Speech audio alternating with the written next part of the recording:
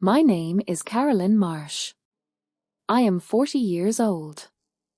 I am a forensic accountant in Charlotte, North Carolina, and I am, as of 8 months ago, the sole heir to my father's estate, an estate that my stepmother spent for years trying to redirect, one document at a time, into accounts my father did not know existed. She almost got away with it. She would have gotten away with it if my father had not called me on a Sunday afternoon in October, 3 months before he died, and said, "Carolyn, I think something is wrong with my money. I can't put my finger on it. But something is wrong." My father was a retired civil engineer. He had spent 40 years building bridges and highways across the Carolinas. He understood load calculations and structural tolerances and the specific mathematics of things that hold weight. He did not understand financial statements. He had always known he did not understand them, and for most of his life this had not mattered because he had been careful and steady and the numbers had always roughly added up. In the last 4 years of his life, they had stopped adding up. He knew it. He could not prove it. He called his daughter who proves things for a living.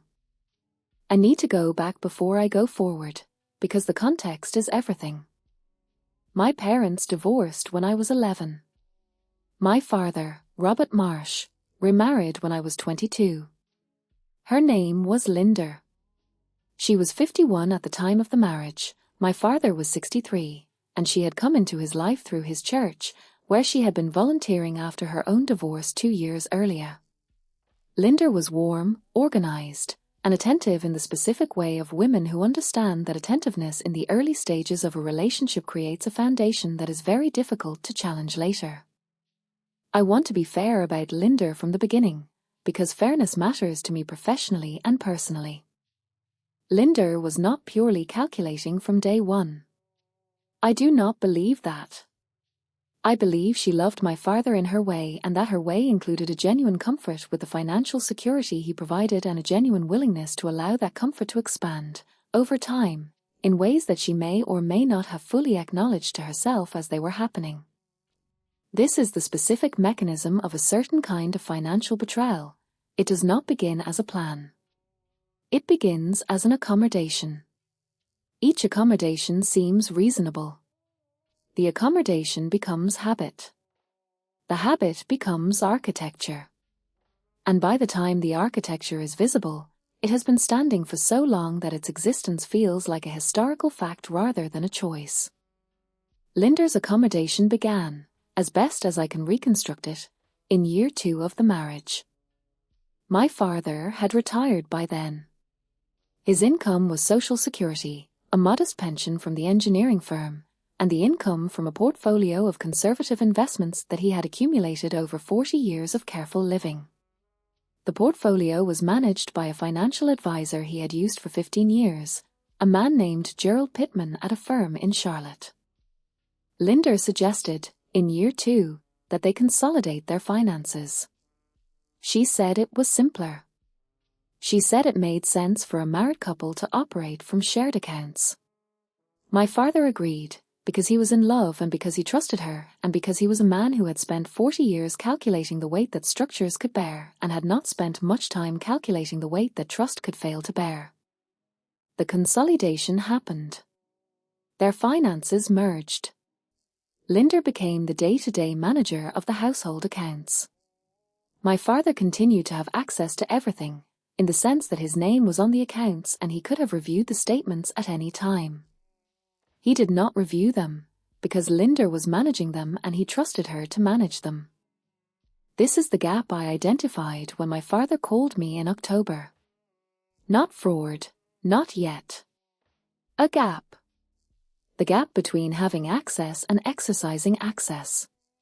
Between having one's name on an account and understanding what the account contains. My father had a gap. Linda had been operating in it for 4 years. After my father called me, I drove to Charlotte that weekend. I sat at his kitchen table. He was in a chair now most of the day. His health had been declining for 18 months. The cancer his doctors had been monitoring had become something they were no longer just monitoring. And I said, "Dad, tell me what feels wrong." He said, "The numbers don't match what they should be." I look at the statements Linda prints for me and they say one thing and I try to do the math in my head and it doesn't come out right. But I can't. My head isn't as sharp as it was and I can't tell if I'm wrong or the statements are wrong. I said, "Do you have the actual account login information?" He looked at me. He said, "Linda handles all of that." I said, "Okay, Dad. Can you authorize me to review your accounts? All of them?" He said, "Yes. Whatever you need." I said, "I'm going to need to access everything. The brokerage account, the bank accounts, the pension, Social Security. Everything." He said, "Take whatever you need from that filing cabinet." I spent that weekend going through the filing cabinet. I am a forensic accountant. I have spent 17 years reconstructing financial pictures that people have tried to obscure, for clients that range from corporations to individuals to, twice, federal agencies. I know what a clean financial record looks like and I know what a manipulated one looks like and I know the specific visual signature of money that has been moving in directions it should not be moving. My father's financial record had that signature.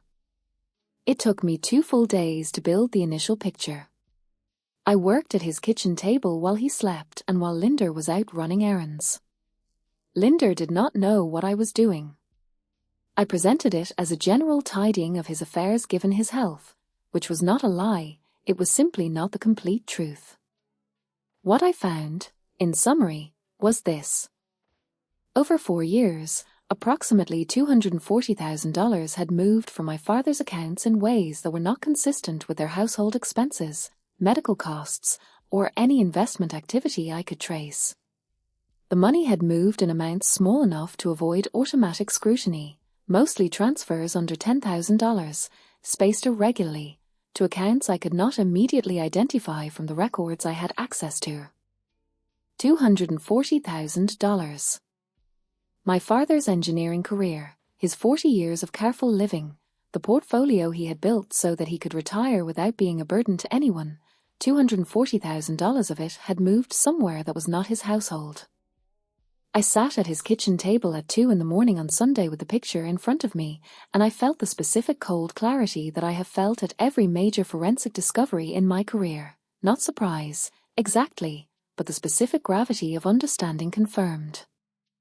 I did not wake my father. I drove back to Raleigh on Sunday evening and I called my colleague Marcus Webb, a financial fraud attorney in Charlotte who had worked with me on 3 previous cases.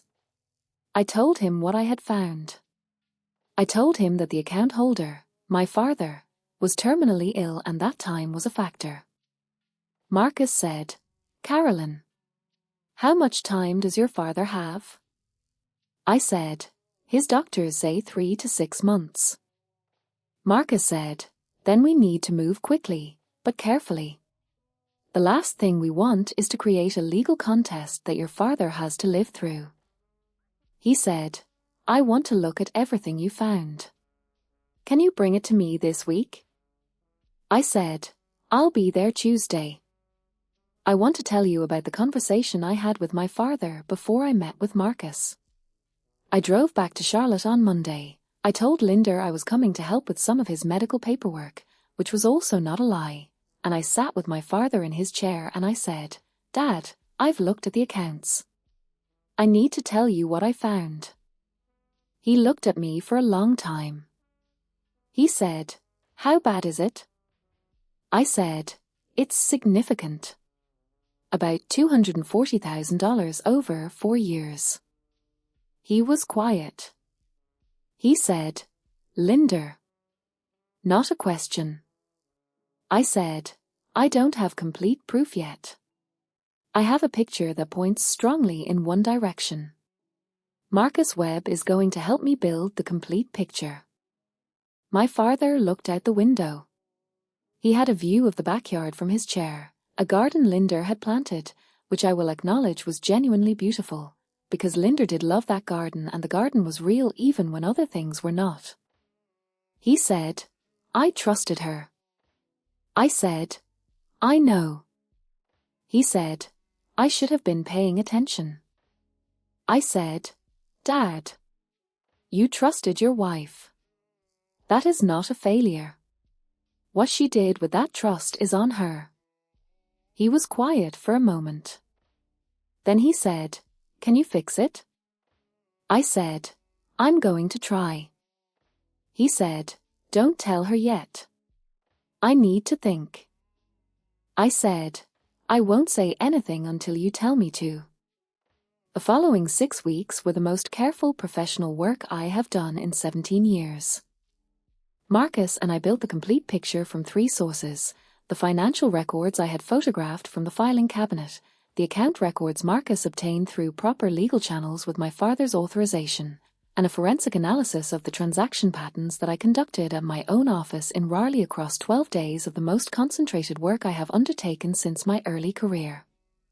The complete picture was worse than the initial picture. The $240,000 I had identified in the initial review was the conservative number. The complete forensic analysis identified transfers totaling $318,000 over 4 years, flowing to 3 separate accounts. 2 of those accounts were in Linder's name alone. The third was in the name of an LLC that Linder had formed in year 1 of the marriage without my father's knowledge. An LLC.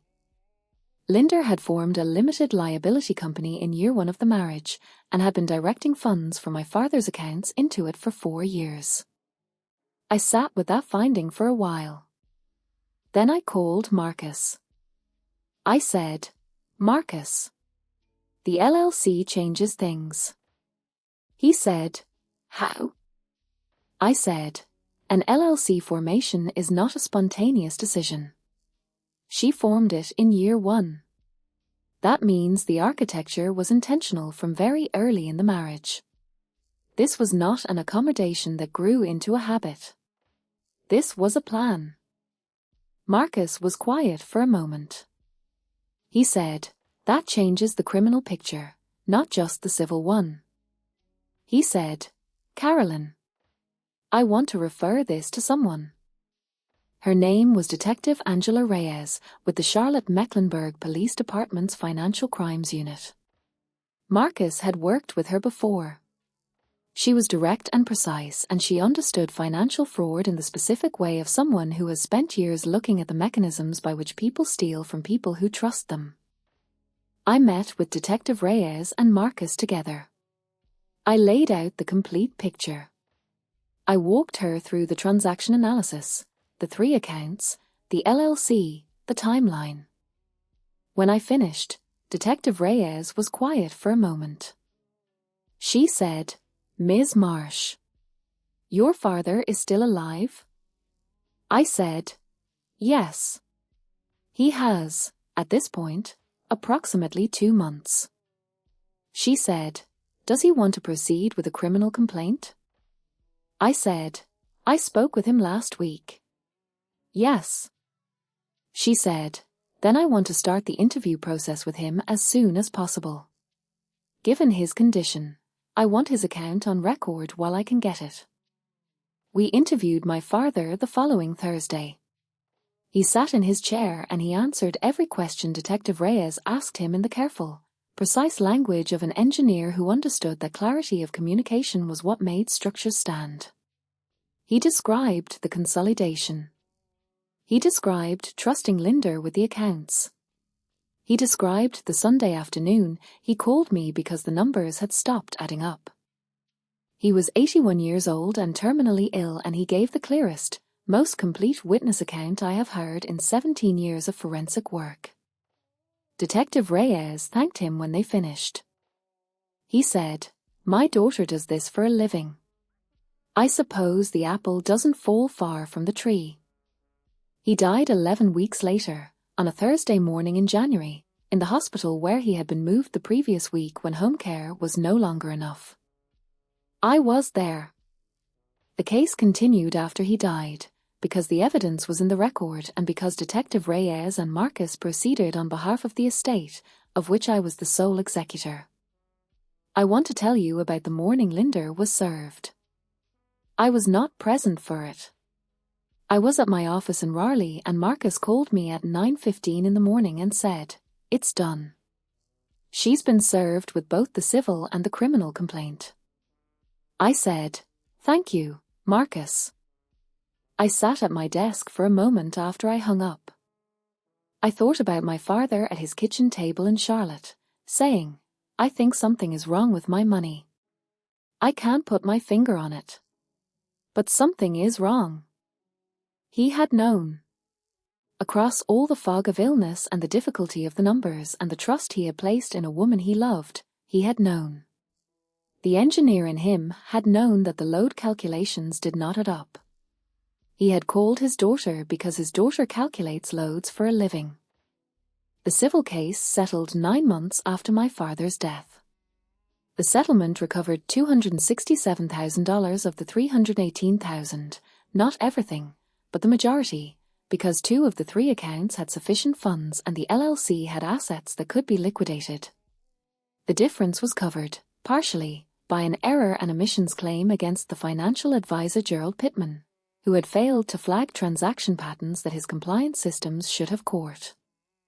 The criminal case resulted in a guilty plea. Linder pleaded guilty to financial exploitation of a vulnerable adult, a felony in North Carolina. She received a suspended sentence and 5 years of probation. She will not be able to work in any fiduciary capacity. I did not attend the sentencing. I did not need to be there. The record spoke. The record my father had helped build, from his chair, in the final weeks of his life, spoke for him. I want to tell you what my father said to me the last time we had a real conversation, a real one. Not a medical one, not a logistics one, but the kind of conversation a father and daughter have when they both understand it may be one of the last. He said, "Carolyn, I'm sorry I didn't call you sooner." I said, "Dad, you called me the moment you knew something was wrong." He said, "I should have been paying attention all along." I said, "You trusted your wife. That is not a failure." He said, "You trusted your instincts. That is not a small thing." He said, "I'm proud of you. I have always been proud of you. But I want to say it while I can still say it clearly." I said, "I know, Dad." He said, "The apple doesn't fall far from the tree." He meant it about the precision, about the care for numbers, about the understanding that the load calculations have to be right or the structure falls. He was right that the apple doesn't fall far. I learned precision from watching him. I learned that numbers tell the truth when people do not. I learned that a careful record, built correctly, stands up even when the person who built it is no longer there to explain it. My father's record stood up. It recovered $267,000. It put Linder's guilt on the record of a North Carolina criminal court. And it is, in the most important sense, the last bridge my father built. Not with steel and load calculations, but with the clear, careful account of a man who knew something was wrong and called his daughter and trusted her to find it. I found it, Dad. I am Carolyn Marsh. I am 40 years old. I am a forensic accountant in Raleigh, North Carolina. My father trusted me with the last calculation of his life. I got it right. That is the whole story. That is everything. I want to tell you more about those 6 weeks, because the 6 weeks are where the real work happened and where, I think, the story is most useful to someone who might be watching tonight and recognizing something in it.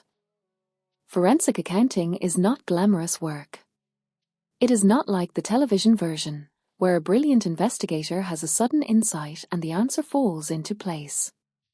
It is patient, methodical work, the work of building a picture one transaction at a time, one account statement at a time, one unexplained entry at a time, until the picture is complete enough that no reasonable person can look at it and see anything other than what it is. The 6 weeks I spent building the case against Linda were the most emotionally complicated professional work I have done in my career, because the subject of the investigation was someone I knew personally, and because the person who had been harmed was my father, and because my father was dying while I was working. I want to describe what that is like, because I think the description is useful. I have a rule in my professional practice. I do not conduct forensic analysis in the presence of the person who has been harmed. Not because I am cold or because I want to exclude them, but because the analysis requires a specific quality of attention that emotional proximity disrupts. When I am working, I need to be looking at the numbers and only at the numbers. The numbers do not have feelings. The numbers do not have a dying father sitting in a chair 30 miles away. The numbers are simply true or they are not, and my job is to determine which. I worked at my office in Raleigh. I drove to Charlotte on weekends to see my father. I did not bring the work with me when I went to see him. I sat with him in his chair and we watched old documentaries about engineering projects. He loved those, the ones about bridges and tunnels and the specific solutions that humans had devised for the problem of getting from one side of an obstacle to the other, and I did not talk about what I was finding during the week. He knew I was finding things. He did not ask me to describe them until I was ready.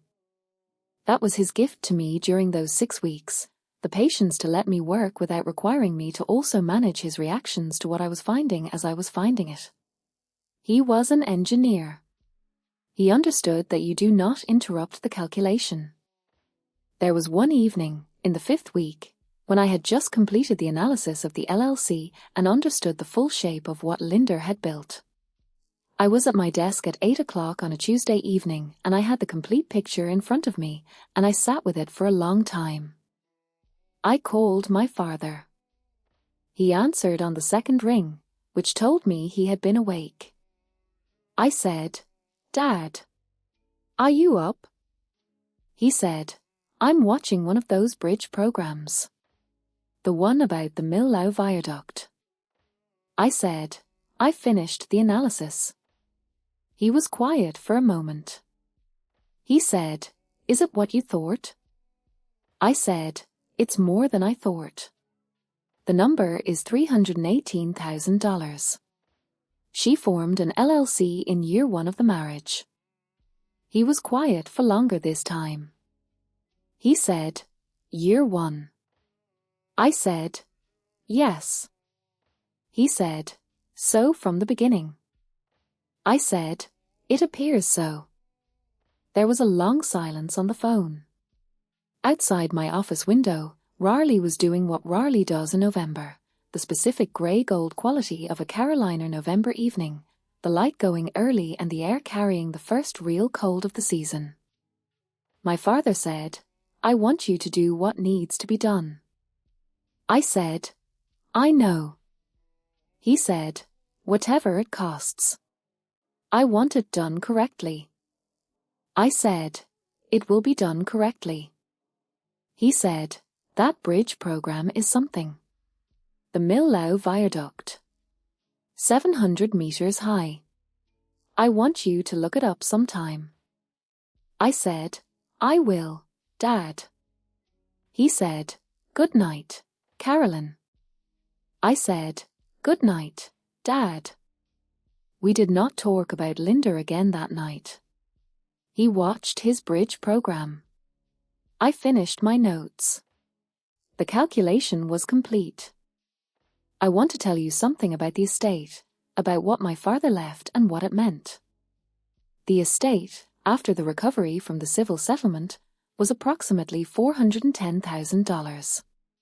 Not a fortune by any standard, but the accumulated result of 40 years of careful living by a man who had earned a working-class income and had never once spent more than he had. Every dollar in it was a dollar he had made and kept and invested carefully, the financial architecture of a life built on the same principles he had applied to the bridges and highways: load it correctly, maintain it carefully, and it will stand for as long as it needs to. I did not need the money in any acute sense. I have my own practice and my own savings and my own careful habits, inherited from the man who called me when the numbers stopped adding up. What I needed What the estate represents to me is the record that it was protected. That the work my father did across 40 years was not taken from him in the final 4. That the careful life he built was, in the end, recoverable to the extent that the law and the record allowed. It was not fully recoverable. $51,000 of what Linder took is gone, in accounts that were emptied before the legal process could reach them, or in expenses that the LLC had incurred and could not be clawed back. My father's 40 years produced $51,000 that Linder consumed and that the law could not return. I have thought about those $51,000. I have thought about what they represent, the specific, concrete cost of the 4 years during which the gap between access and attention was open and operating. The gap my father did not know to close because he trusted the person he had married. I think about the clients I have worked with over 17 years who have similar gaps in their financial lives. People who have their name on accounts they do not review.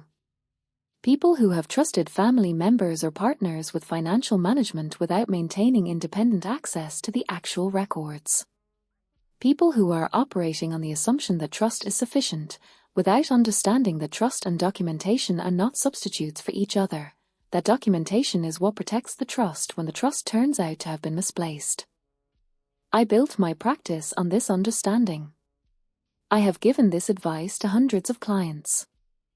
I had not applied it to my father's life in time to prevent the gap from opening.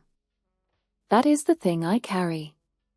Not guilt. I have done the analysis on that, too, and I know that my father's financial management was his responsibility and that I was not positioned to oversee it without his invitation, and that his invitation did not come until October. I carry the understanding. The understanding that the principle I built my career on, document everything, review everything, trust the record more than you trust the relationship, applies to everyone. Including the people I love. Including the people who built me. My father called me when he knew something was wrong. That call was the invitation I needed. I'm grateful he made it. I am grateful every day that he made it in time for us to sit across from Detective Reyes together, in his chair, and put the record straight. The Millau Viaduct, I looked it up. 700 meters above the valley floor. The highest bridge deck in the world. My father would have loved to have worked on something like that. He built things that stood. So did I.